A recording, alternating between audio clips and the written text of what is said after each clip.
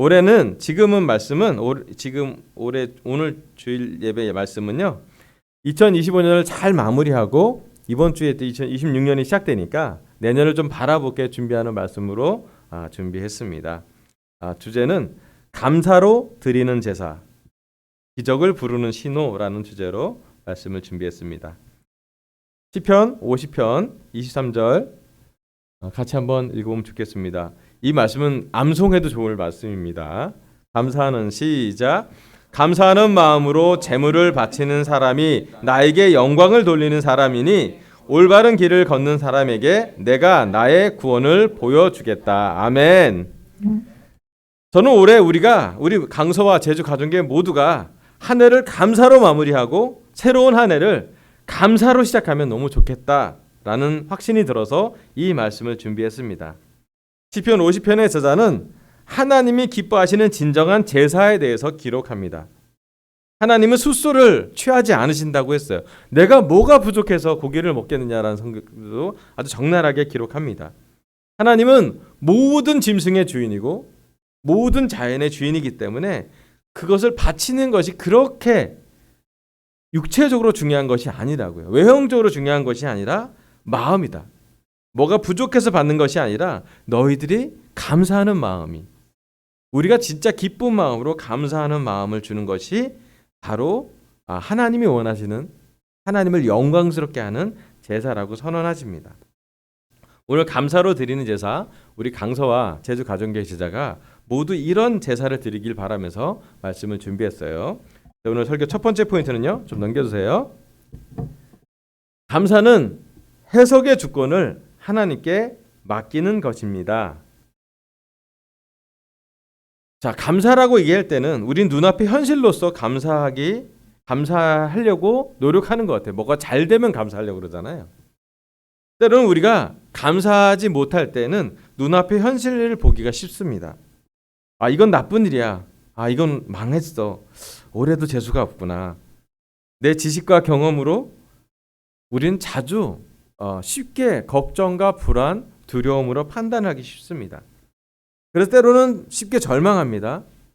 또 자주 우리는 어떤 거에 빠지냐면 비교해서 제 주위에 있는 사람과 비교하다가 감사한 걸 잊어버려요. 비교는 참 끝이 없는 것 같습니다. 다른 사람에게는 좋은 일만 생기는데 내 직장 동료는 주식해서 떼돈을 벌었는데 올해 초에만 했어도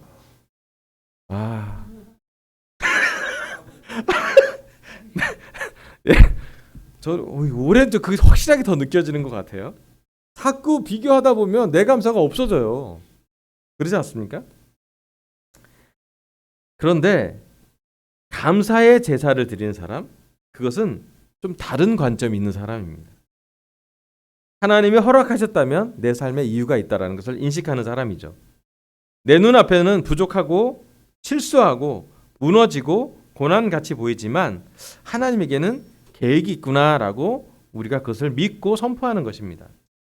왜 감사가 제사인지, 성경은 감사를 단순히 감사라고 기록하지 않고 감사로 제사를 드리는 사람이라고 기록합니다.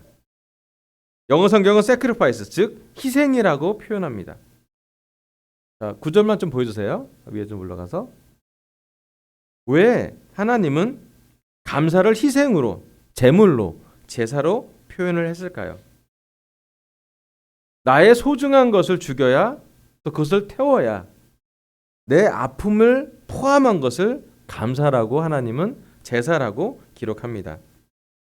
내 뜻대로 잘 돼서 웃으며 하는 감사는 누구나 합니다. 그죠? 여러분이 원하는 게 성취돼서 하는 감사는 자연스러워 흘러나오잖아요. 그것은 반응이지 제사가 아닙니다. 좋은 일의 반응은 누구나 할 수 있죠. 저도 그렇게 반응하고 싶어요. 잘 돼서 너무 반응하고 싶어요. 하지만 제사는 잘 안 되는 것에도 불구하고 우리가 하나님께 드리는 제사인 것 같습니다. 성경이 말하는 감사의 제사는 다릅니다. 도저히 감사할 수 없는 상황에서도 억울하고 캄캄하고 내가 봤을 땐 여기서 감사하기 어렵다라고 느껴질 때 그때 드리는 감사예요. 항상 감사하라고, 항상 기뻐하러 갈 때 현실적이지 않습니다. 항상 우리가 어떻게 감사할 수 있을까요? 제 감정을 죽이고 내 판단을 태워버리며 억지로라도 드리는 것이 감사하는 것, 그것이 희생의 제사라고 표현할 수 있습니다. 여기 하나의 일화를 좀 소개하고 싶어요. 그림을 좀 보여주세요. 네, 그 나치의 수용소가 있는데 그 수용소에 갇혔던 여자분 한 분이 코리 텐 붐이라는 여성이 있습니다. 이분이 이제 주는 나의 피난처라는 책을 쓰고 이것을 좀 전달하는 책에 나온 얘기고요. 오른쪽에 있는 사진은 그 나치 수용소, 그 이분이 머물렀던 나치 수용소가 찍혔던 사진이에요. 실제 있었던 사람이었습니다. 제가 한번 읽어볼게요. 나를 괴롭히는 벼룩을 감사함. 2차 세계대전 당시 나치 수용소에 갇혔던 코리 텐 붐 여사의 이야기입니다. 그녀는 언니 베시와 함께 라벤스 부이르크라는 악명 높은 수용소로 끌려갔습니다. 수용소 막사는 지옥 같았습니다. 좁고 더러웠습니다. 설상가상으로 그곳은 벼룩 천지였습니다. 벼룩이 온몸을 물어뜯어 잠을 잘 수가 없었습니다. 그때 언니 베시가 말합니다. 코리, 우리 벼룩에 대해서도 하나님께 감사하자. 데살로니가 전서에서 범사에 감사하라고 했잖아. 코리는 화를 냈습니다. 언니, 하나님이 다 좋으셔도 벼룩을 주신 건 감사할 수 없어. 이건 고문이야. 하지만 언니의 간곡한 부탁에 코리는 억지로 기도를 드렸습니다. 하나님, 이 벼룩대를 주셔서 감사합니다. 마음에도 없는 소리였습니다. 그런데 얼마 후 놀라운 일이 벌어졌습니다. 수용소 감시관들은 수시로 막사에 들이닥쳐 죄수들을 괴롭혔습니다. 소지품을 검사하고 폭행했습니다. 그런데 유독 코리와 베시가 있는 그 방만은 감시관들이 들어오지 않았습니다. 문 근처에만 와도 코를 막고 도망갔습니다. 이유가 무엇이었을까요? 바로 그 벼룩 때문이었습니다. 감시관들은 벼룩이 옮을까봐 그 방에 들어오기를 꺼렸던 것입니다. 덕분에 그들은 감시를 피해 몰래 성경을 읽었습니다. 동료 죄수들에게 복음을 전하고 예배를 드렸습니다. 그 지옥 같은 수용소가 작은 천국으로 변했습니다. 이제 여기서 벼룩은 고통이 아니었습니다. 하나님이 보내신 생명을 지키는 경호원이었습니다. 코리 텐 붐은 나중에야 깨달았습니다. 그때 벼룩이 없었다면 우리는 발각되어 죽었겠구나. 강서와 제주 가정교회 제자 여러분, 지금 우리를 괴롭히고 물어뜯는 벼룩은 무엇입니까? 우리 삶에 우리를 괴롭히는 것들이 다 있죠. 여기 나온 코리 텐 붐 여사의 쉐어링을 들으면서 참 다르다 생각이 들었습니다. 저는 개인적으로 이런 그 벼룩에 대한 얘기는 몸으로 느껴지는 게 너무 싫어요. 저도 싫은데 이분의 그 생생한 나눔이 주는 나의 피난처라는 아주 아름다운 책으로 이 나눔으로 우리에게 나눠집니다. 그녀는 좋은 것에 감사하지 않았습니다. 하기 싫은 감사를 언니가 떠밀어서 했습니다. 하지만 그래서 그녀는 깨달음이 있었습니다. 적용해 보면 오늘 우리 강서와 제주 가정교회 각 가정마 또 싱글의 삶에서 우리를 속썩이는 괴롭히는 벼룩은 무엇입니까? 꽉 막힌 사업입니까? 평생 나를 괴롭히는 지병입니까? 늘 어렵고 힘든 재정 상태입니까?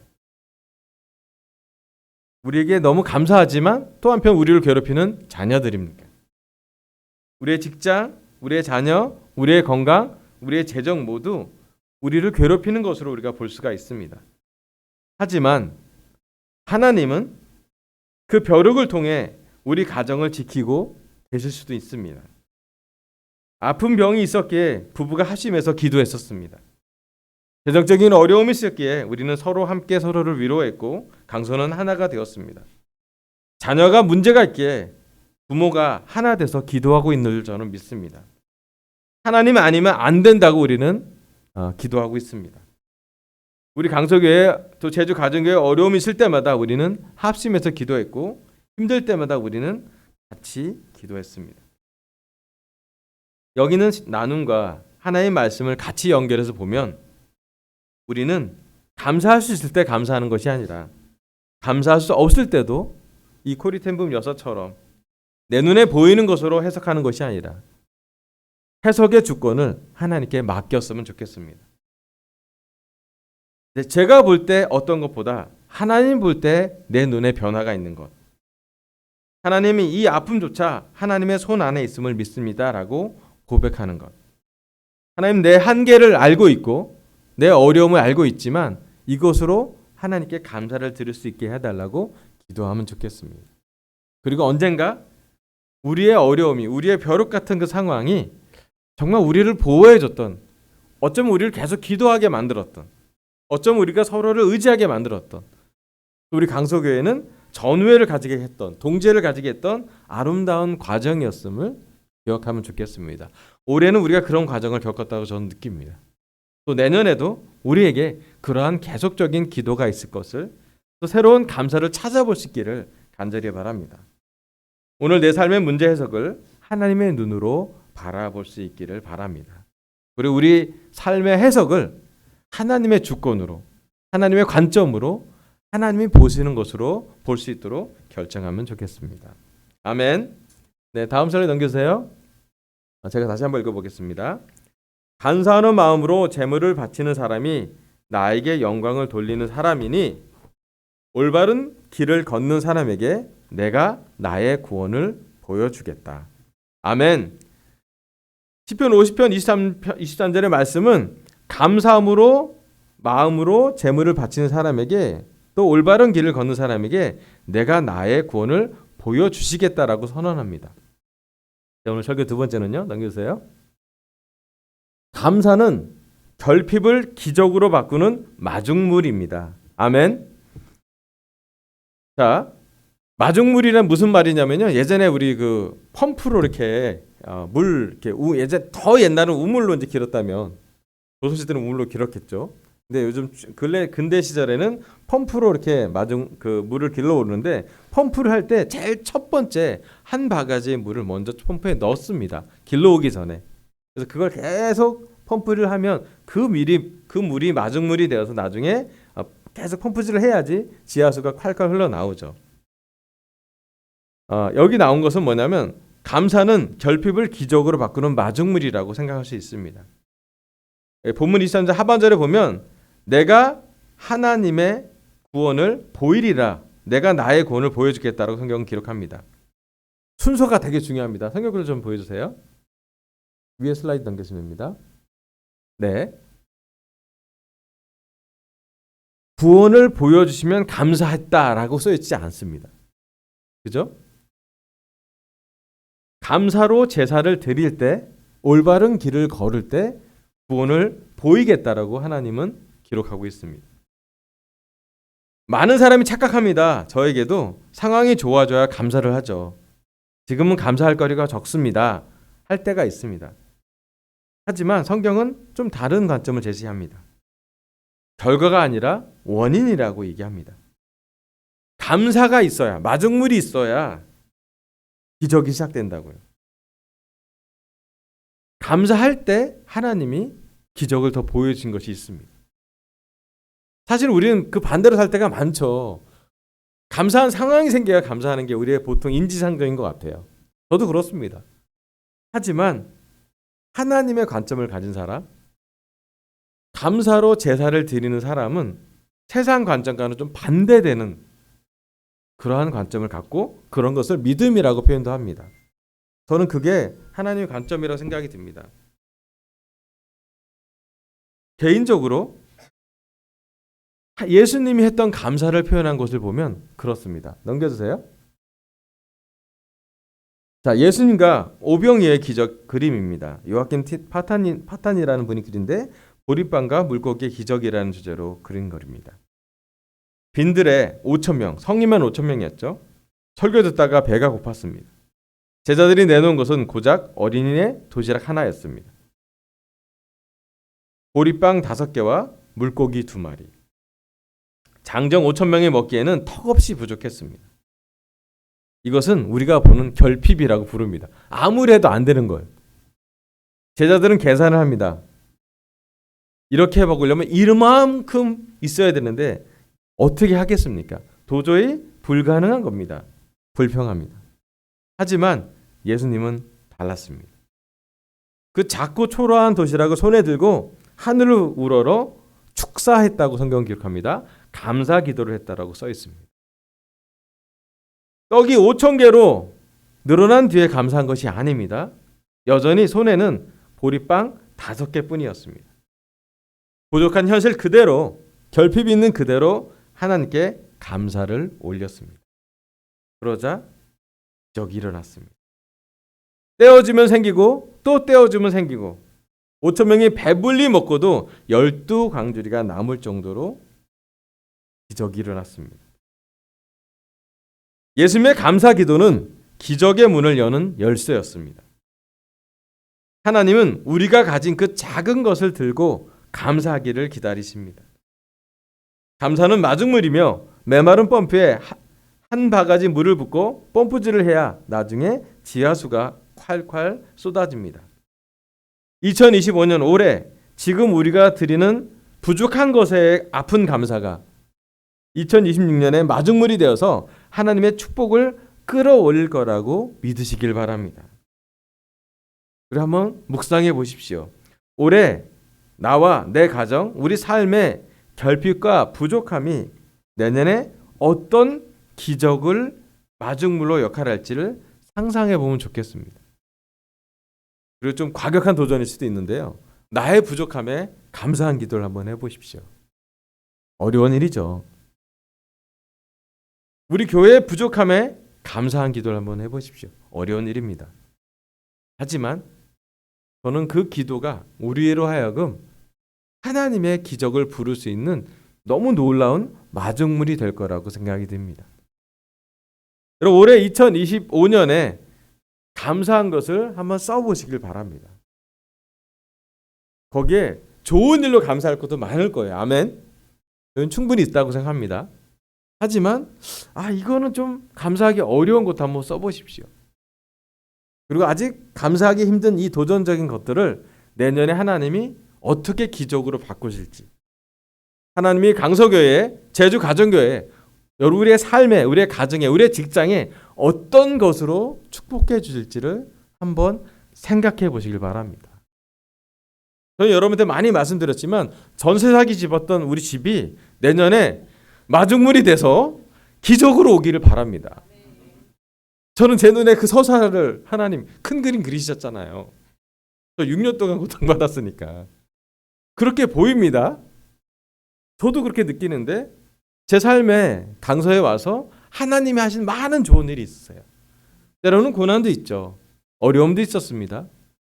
하지만 이것이 마중물이 돼서 우리가 감사 기도를 현재 들을 수만 있다면, 상황이 해결돼서 그때 감사하는 것이 아니라 지금 먼저 감사하기로 결정할 수 있다면 그게 바로 오병이의 기적의 예수님의 기도였을 것이에요. 그리고 바라는 게 있다면 우리도 예수님처럼 이런 기도를 한번 시도해 봤으면 좋겠습니다. 잘할 필요가 없습니다. 완전할 필요가 없습니다. 하지만 그냥 작은 도시락을 두고 하늘을 보고 하나님이 해주실 것을 보고 기도드릴 수 있다면, 물론 예수님은 즉각적으로 반응해서 우리가 좋았다고 볼 수도 있지만 우리 삶에 작고 별 볼 일 없는 그 빵 5개와 물고기 2마리 도시락을 하나님이 어떻게 변화할지 좀 기대해 봤으면 좋겠습니다. 오늘 우리 선영자매가 나눴던 세인이 입양 과정을 볼 때도 저는 정말 기적이라고 생각이 듭니다. 선영자매가 눈물을 흘릴 때 그 마음을 저는 느꼈어요. 저도 마음이, 세인이 함께 살지도 않은데 세인이를 보면서도 기도합니다. 2번의 파양 과정을 통해서 이제 4번째 이 가정은 꼭 하나님의 가정, 재정적으로 부족할 수도 있고 여러 가지 좀 한계가 있을 수도 있지만 하나님의 가정, 사랑받고 따뜻하고 가족으로 정말 이해받을 수 있는 그곳에 하나님이 키우시는 가정으로 하나님이 주권자 되시는 그 가정을 키우면 얼마나 아름다울지. 뿐만 아니라 내년에는 고난이 예상되는 그런 부분도 있습니다. 예상된 고난도 있습니다. 우리 아이들이 내년에는 더 순종적일까요? 더 우리를 많이 이해해 줄까요? 내년엔 더 도전일 거라고 저는 생각이 듭니다. 그러기에 지금부터 우리가 기도하고 아이가 변하기 전에 우리가 먼저 감사함으로 우리를 변화시키면 좋겠습니다. 아이들의 눈높이, 아이들의 대화, 아이들이 정말 필요한 게 무엇인지를 가만히 너무 복잡하고 분산된 데서 아이를 보는 게 아니라 하나님의 눈으로 아이를 보고 하나님이 우리를 보듯이 예수님이 우리를 보듯이 그 아이를 볼 수 있으면 참 좋겠습니다. 그리고 그 아이에게 내가 부족하지만 나의 부족이 하나님의 은혜로 인해서 채워진 것을 나눌 수 있으면 참 좋겠습니다. 올해 우리가 있는 한계가 내년에는 하나님의 기적으로 변화될 수 있는 것은 오늘 우리가 아직 올해가 가기 전에 내년이 오기 전에 감사 기도를 드리는 것입니다. 그리고 한번 지켜보십시오. 하나님이 어떻게 하실지 지켜보십시오. 예수님의 성령님이 우리에게 어떤 변화를 주실지 상상해 보시길 바랍니다. 그것이 우리의 내년의 비전이길 바라고 기도길 바라고 응답되기를 바랍니다. 하나 더 부탁할 게 있으면 여러분의 기도를 저한테 좀 보내주세요. 저와 아내가 내년부터 또 올해 말부터라도 기도를 더 많이 하려고 합니다. 왜냐하면 기도를 하면 할수록 하나님이 하시는 걸 보게 돼요. 내가 한 거는 좀 작게 보이고요. 한계가 있으니까 하나님이 하신 것을 자꾸 보게 됩니다.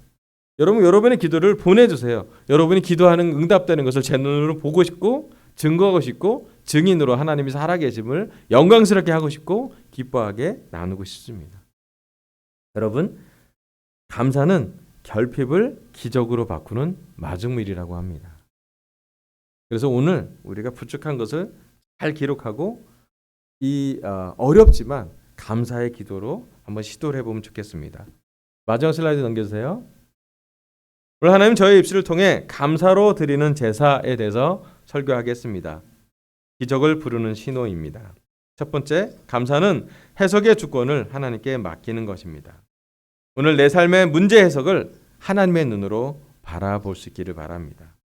두 번째, 감사는 결핍을 기적으로 바꾸는 마중물입니다. 기적의 마중물이 될 나의 결핍이 무엇인지 묵상하고 미리 감사 기도를 드리길 바라면서 설교 마치겠습니다. 감사합니다.